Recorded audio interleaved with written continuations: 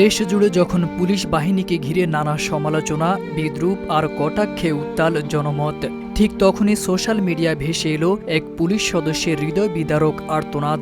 নিজের ফেসবুকে দেওয়া সেই লেখা যেন মুহূর্তে ভারী করে তোলে চারপাশের বাতাস, থমকে যায় হাজারো মানুষের নিঃশ্বাস। ছুটি চেয়েছিলেন পুলিশ সদস্য মেহেদী হাসান, কিন্তু পাননি। আর সেই অবস্থায় পৃথিবী থেকে চিরতরে বিদায় নেয় তার ছোট্ট ছেলেটি। বুকফাটা কণ্ঠে তিনি লেখেন, আমার ছেলেটা মারা গেল, ধন্যবাদ বাংলাদেশ পুলিশ। আমি না থাকলে নির্বাচন আটকে যেত, কি জবাব দিব আমার বউকে। সন্তান হারানোর খবর এখনও জানেন না পুলিশ সদস্য মেহেদী হাসানের স্ত্রী। চিকিৎসকেরা জানাতে বারণ করেছেন। বাবার চোখে জল, কণ্ঠে অসহায়ত্ব। সন্তানের জন্য কেনা জিনিসগুলো কি করব বলতে পারেন? প্রশ্ন ছুড়ে দেন অচেনা মানুষের কাছে। অথচ দায়িত্ব থেমে থাকে না। পরদিন আবার তার নাইট ডিউটি। মেহেদী লেখেন, আমার ছেলের লাশটা অ্যাম্বুলেন্সে করে কেউ আমার কাছে পৌঁছে দিতে পারবেন? গরিব মানুষের সন্তান আমি, চাকরিটা খুব দরকার। নিজেকে পরিচয় করিয়ে দেন গর্বের সঙ্গে। তিনি বাংলাদেশ পুলিশের সদস্য, কিন্তু সন্তান মারা গেলেও ছুটিতে যান না।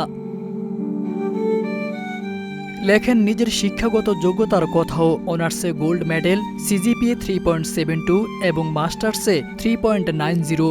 প্রশাসনিক কাজে 10 বছরের অভিজ্ঞতা রয়েছে তার। তবুও দম বন্ধ করা বাস্তবতায় তিনি চাকরির সন্ধান চান।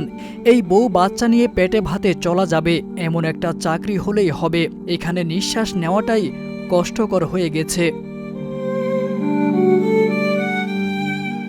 এরপর আসে সবচেয়ে হৃদয় বিদারক অংশ।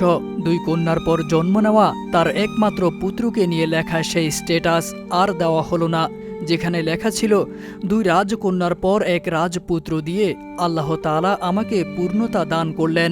এই কথাগুলো শুধু মনের ভেতরে থেকে গেল।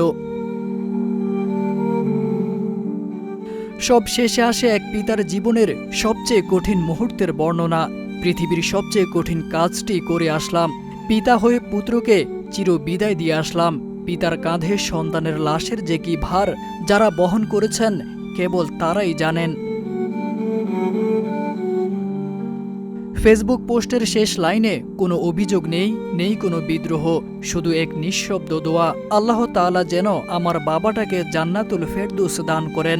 একজন পুলিশ সদস্যের এই আর্তনাদ শুধু একটি ব্যক্তিগত শোকের গল্প নয়, এটি দায়িত্ব, মানবিকতা আর ব্যবস্থার ভেতরে চাপা পড়ে থাকা অসংখ্য নীরব কষ্টের প্রতিচ্ছবি।